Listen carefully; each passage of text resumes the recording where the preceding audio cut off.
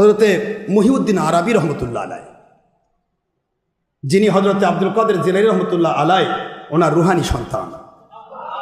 এটা অনেক ইতিহাস, বড় ইতিহাস, আমি আপনাদের শুনাইছি, আগে শুনছেন। মহিউদ্দিন আরবি রহমতুল্লাহ আলাই, মহিউদ্দিন আরবি রহমতুল্লাহ আলাই বিদগ্ধ পণ্ডিত ছিলেন, খালিস আল্লাহর ওলি ছিলেন। পাশাপাশি আব্দুল কাদের জিলানী রহমতুল্লাহ আলাইহির রুহানি সন্তান হওয়ার কারণে এত প্রখর জ্ঞানের অধিকারী ছিলেন। শেখার আবি ছিলেন, যে কথা শুনতেন সেটা কোনোদিন ভুলতেন না। শেখার আবি জীবনে কোনোদিন মিথ্যে কথা বলতেন না, জীবনে কাউকে ধোঁকা দিতেন না, তাকওয়াশীল মানুষ ছিলেন। দুইটি হাদিসের বর্ণনায় তিনি একটি দেখলেন নক্কাটা রিওয়ায়াতের গর্বর আরেকজন আবু বকর নামে ব্যক্তি, তিনিও এটা করেছিলেন। মহিউদ্দিন আরবি রহমতুল্লাহ আলাইহি নক্কাটার হাদিস পেলেন বুধবার, কোন বার? আর শনিবার বুধবার নখ কেটো না, কুষ্ঠ রোগ হওয়ার সম্ভাবনা থাকবে।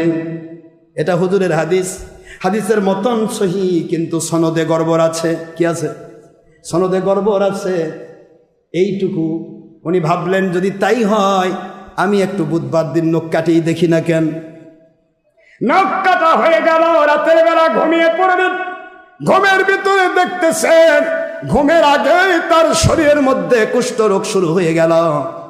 কুষ্ঠরোগ ওটা শুরু হয়ে গেল। কুষ্ঠরোগ মানে গলিত রোগ, মানুষের শরীর পচে বের হয়ে যায়, দুর্গন্ধ হয়ে যায়। এটা শ্বেত রোগ নয়, সাদা নয়। সাদা যেটা সেটা চামড়া সাদা হয়। কথা কন না কেন? এটাকে সাদাটাকে বা কেউ কুষ্ঠ করে, এটা কুষ্ঠ নয়, কিন্তু সাদা যেটা এটা শ্বেত রোগ। কি রোগ বলেন না?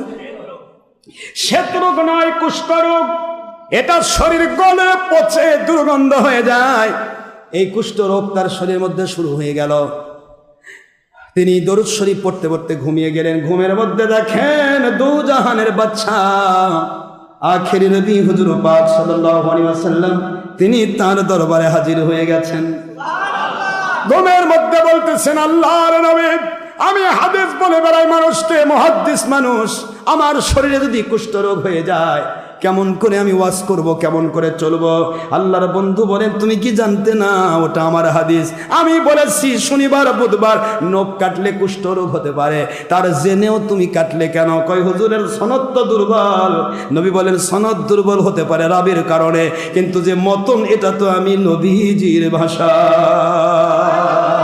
আল্লাহর হাবিব বলেন এটা আমার কথা, আমার কথাকে তুমি অমান্য করেছ, তোমার শরীরের ভিতরে কুষ্ঠরোগ হয়েছে, এটাই স্বাভাবিক।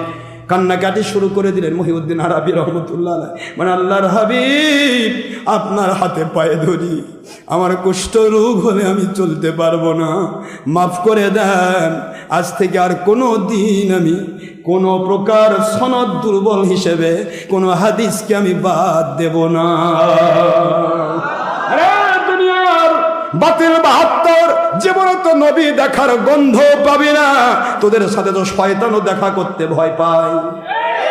শয়তান কয় আমার ডিগ্রি হলো আমি আদম আলাইহিস সালামের দুশমনী করে 6 লক্ষ মতান্তরে 9 লক্ষ বছর ইবাদত ধ্বংস করেছি, আর এটা তো আদমও সৃষ্টি না হলে, আদম আলাইহিস সালাম সৃষ্টি না হলে যা আখেরি নবী হতো না।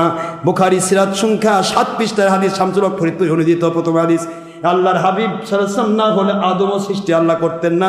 লাউলা মুহাম্মাদুন মা খালাকতুকা, আপনাকে সৃষ্টি করতেন না মুহাম্মদ সাল্লাল্লাহু আলাইহি ওয়াসাল্লাম ছাড়া, আদম আলাইহিস সালামও সৃষ্টি হতো না। যে আখেরি নবী ছাড়া, সেই আখেরি নবীর দুশমন এ তো ইবলিসের চাইতেও 1000 ডিগ্রি বড়। ইবলিস শয়তানও ভয়ে এদের কাছে দেখা করে না। নবী তো দেখা দূরে থাক। মহিউদ্দিন আরবি রহমতুল্লাহ আলাইহি আল্লাহর হাবিব সাল্লাল্লাহু আলাইহি ওয়াসাল্লামের কাছে কান্নাকাটি শুরু করলেন। ঘুমের ভিতরেই নবীজি তার শরীর মোবারকে হাত বুলিয়ে দিলেন। মহিউদ্দিন আরবি বলেন, ঘুম থেকে উঠে দেখি গো শরীরের মধ্যে মেশকো আম্বরের সুঘ্রাণ, আমার নবীজি আসার সুগন্ধ, আর আমার শরীর থেকে কুষ্ঠরোগ ভালো হয়ে গেছে। সনদ সহি দুর্বল নিয়ে এই উল্টাপাল্টা করে এই 1.5 নম্বর মুন্সি যা জীবনের নবীর ছায়াও দেখেন। তোর যে কপাল ভালো থাকে তুই হুজুরের সাথে মোরাকাবা কর, নবীর থেকে বলে নে আল্লাহর বন্ধু এটা সনদ তো দুর্বল দেখতেছি, এটা একটু সহি নাকি আপনার কথা কিনা একটু জানাই দেন আল্লাহ নবী, তাহলে তো হয় রে ডের ব্যাটারি কি কোষ খালি এইটা সেইটা, সনদ নাই সনদ নাই, সনদ কোথায় আছে কোথায় নেই তুই বুঝবি কি? তুই তো কানা মুন্সি। সনদ সে বুঝবে যে আল্লাহর হাবিবের সাথে দেখা হয়।